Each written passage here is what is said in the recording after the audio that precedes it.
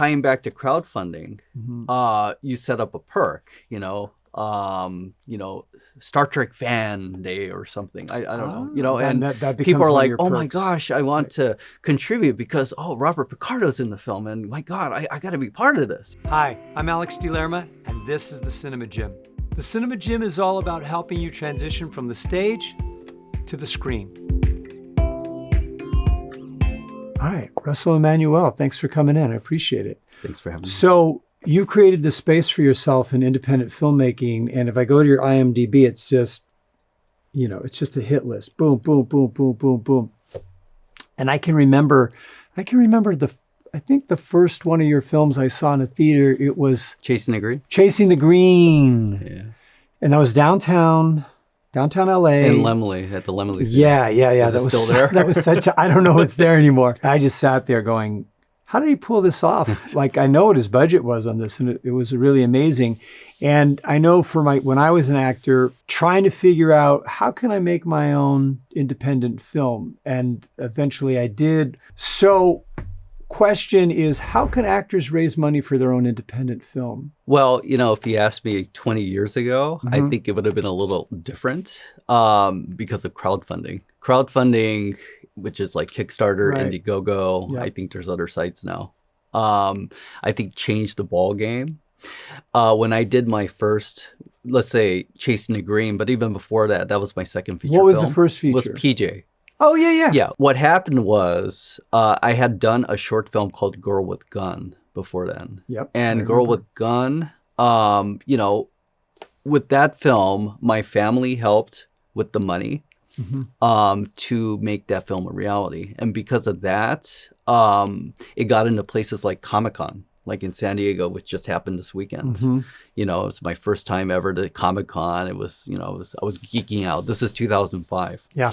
But that film got the attention of my producer, Howard Nash. And he saw that film and he's like, you know what? I would like you to direct PJ. And PJ had the late John Hurd already attached. He was the Home Alone dad. And had other actors like Robert Picardo, who plays the Doctor on Star Trek Voyager. I think the reason it was easier to raise the money for that is because we had those actors attached. So if an actor were trying to create his own independent film, for the purpose of, helping to launch his acting career, finding somebody to attach to it, even in a cameo type role, would be a good idea, because then let's say with Robert Picardo, when we did crowdfunding for Occupants, which was my third feature film, people wanted to contribute because he was on there and they were Star Trek fans. Okay, so that connects another dot. So you tapped in. Yeah, you've used a lot of Star Trek alumni from the various series, and that's pretty smart because there's such a wide fan base for the... Our actor for my latest feature film, my sixth feature film, Staycation, is Sean Kenny, who was the crippled Captain Pike on the original Star Trek series. Anyway, he's there, and he's actually publicizing Staycation. He and his wife are just really good friends. So that's kind of a brilliant strategy, even if you don't get a big name or somebody who used to be a big name, that somebody connected to a franchise. It helps. Like Star Trek. Yeah.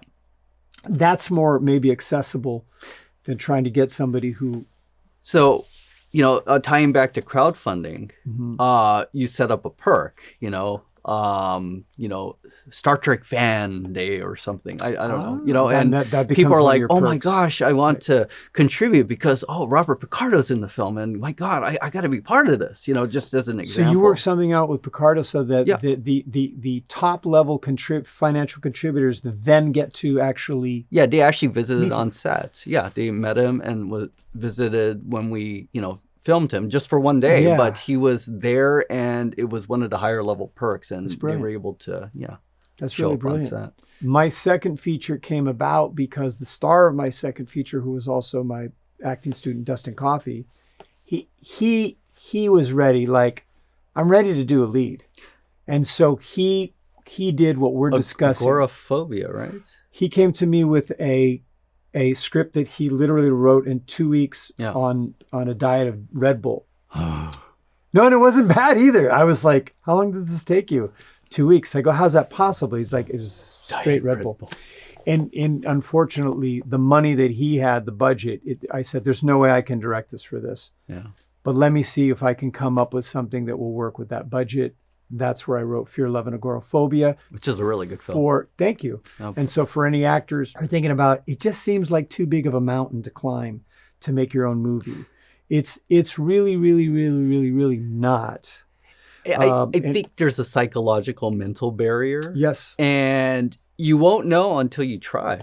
Yeah. I mean, seriously, you could just say, I guess it's too hard. I won't do it. Yeah. And then you'll never do it. Yeah. Just do it. Just go for it. Yeah. You know? Finding someone to I've been very fortunate because I've had these collaborators and friends who have supported me, like I mentioned earlier, Vince Lozano, Mark Rios. So get that support system around you and take it one step at a time. Let's not worry about the movie.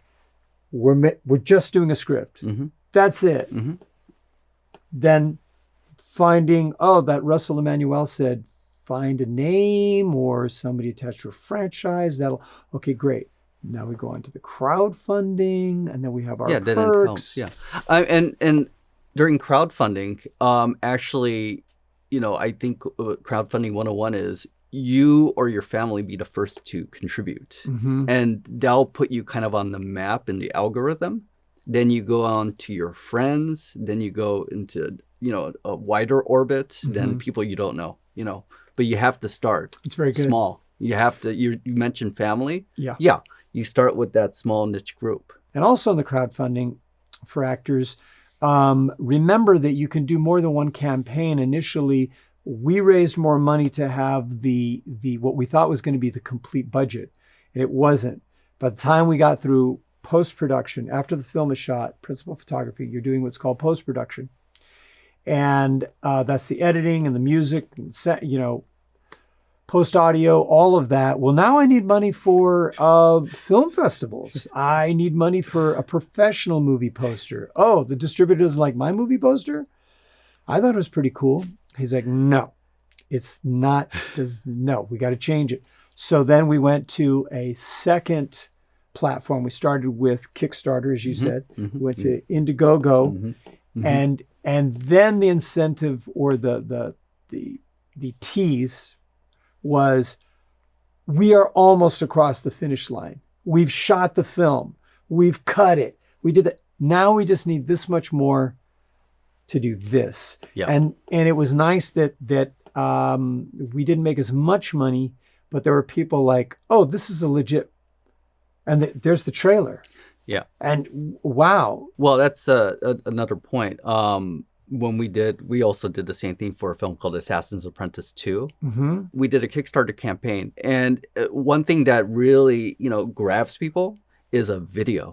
And having somebody who's, deep into the production as the camera person, as the person, who's going to sell this product. Yeah. So when we did the Kickstarter campaign, it was our lead actress, Tara Page. And we filmed her in front of a green screen selling this product. We scripted it out and everything. And our producer, Paul Hickman, he was there and we did that. So we did that, raised the money.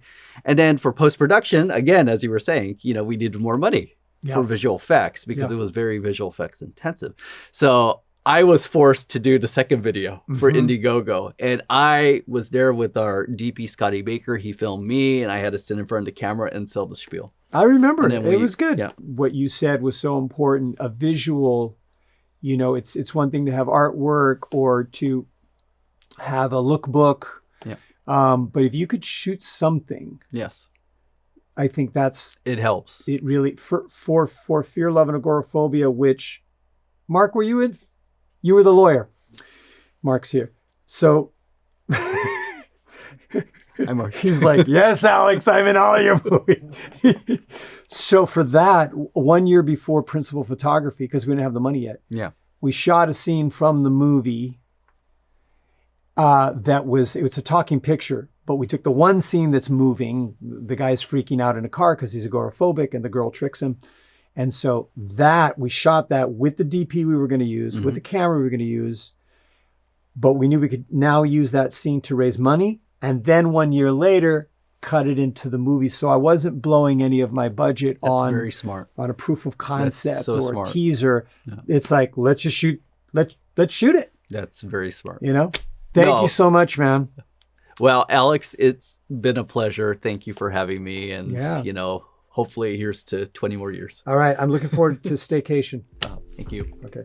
Thanks for visiting the Cinema Gym. If these videos are helping you and you want to see some more, please like, subscribe, comment. Let's keep this thing going. If you're interested in classes, seminars, or private coaching, you can visit the website. Hope to see you in the gym soon.